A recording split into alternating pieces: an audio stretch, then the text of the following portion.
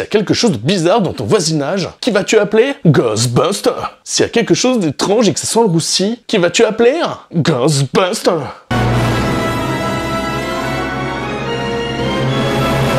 Alors oui, on parle d'SOS Fantôme, la menace de glace, et qu'est-ce que ça vaut? Est-ce que c'est bien? Est-ce que c'est pas bien? Est-ce que Paul Rudd, il fait son taf? Est-ce que les petits jeunes des autres séries, là, il y a le petit jeune qui était dans...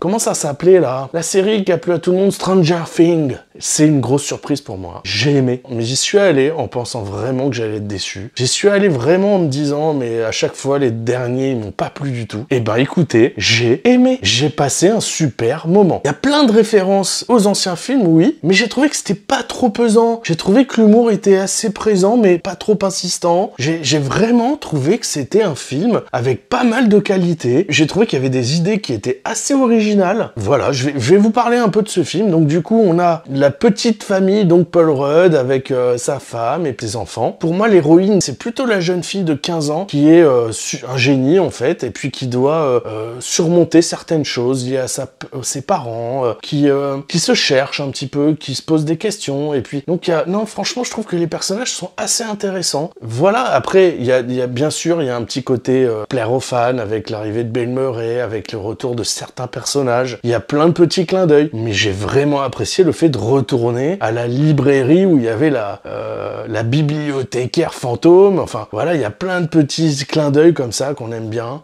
mais je trouve que c'est pas trop exagéré, c'est plutôt bien travaillé, et je trouve que Dan Aykroyd, il a l'air d'être très heureux d'être dans le rôle et de participer à ce film. Donc on va avoir notre petite famille avec des deux enfants, dont le jeune de Stranger Things qui franchement est assez drôle. Ce sont eux qui capturent les fantômes avec la voiture, Ghostbusters, etc. Et donc c'est eux qui sont sur les lieux où il y avait l'ancienne équipe des Ghostbusters. Et c'est eux qui gèrent un peu la ville, quoi, à ce niveau-là. Et ils s'en sortent pas trop mal, sauf que ça se délabre un petit peu, il y a des risques qu'ils perdent un peu les fantômes qu'ils ont dans leur boutique. Et à un moment donné, il y a quelqu'un qui leur apporte une orbe, et cette orbe contient un dieu fantôme horrible qui est très puissant et qui risque de détruire toute la ville en la transformant en glace et puis en tuant tout le monde, quoi. Et donc eux vont chercher le moyen de l'arrêter, et la jeune fille de 15 ans, qui est un génie, va trouver des solutions pour essayer de combattre cette mauvaise personne. Et elle va faire confiance à une jeune fille, une fantôme, avec qui elle va se lier d'amitié. Et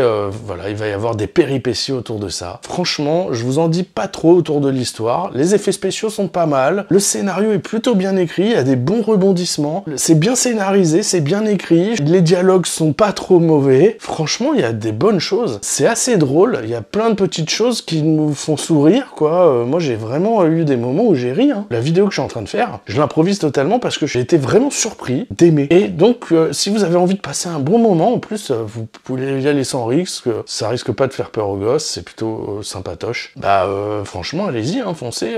Vous allez passer un bon moment, divertissant. Vous prenez des pop-corn, une petite glace, et puis hop, c'est parti. Non, franchement, c'est très sympa. Donc voilà, j'avais envie de parler de ce film-là. J'ai pas envie d'en dire trop non plus. Là, toujours voir Bill Murray, voir les personnages de l'ancienne équipe, ça fait toujours un peu plaisir.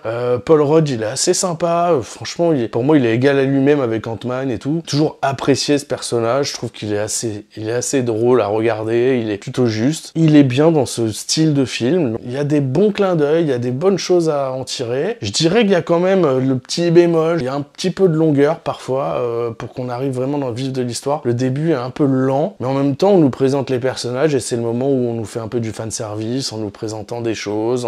Il y a un peu d'inventivité. À un moment donné, on nous parle par exemple d'une pièce où ils sont en train d'examiner les fantômes et de faire des essais, des tests et tout ça, et c'est assez marrant. Il y a des choses assez sympas. Il y a des fantômes qui sont un peu innovants. Il y en a un par exemple qui arrive à posséder tout ce qu'il trouve, tout ce qui est inerte. Donc il possède des objets, mais il peut changer d'objet comme il veut. Et du coup, lui, il est assez cool. Je pense que vous passerez un bon moment si vous y allez avec, bien sûr, avec du recul. Hein. Ça reste un film SOS Fantôme. C'est pas non plus extraordinaire. On n'est pas au niveau des premiers, mais ça reste très sympa à regarder. C'est divertissant et franchement, j'ai pas été déçu. Voilà. C'est vraiment tout ce que j'ai à dire aujourd'hui. Je vous souhaite un bon visionnage si vous n'avez pas encore vu ce film. Si vous allez le voir et que vous avez aimé ma vidéo, eh ben, écoutez, abonnez-vous à ma chaîne. Bonne soirée.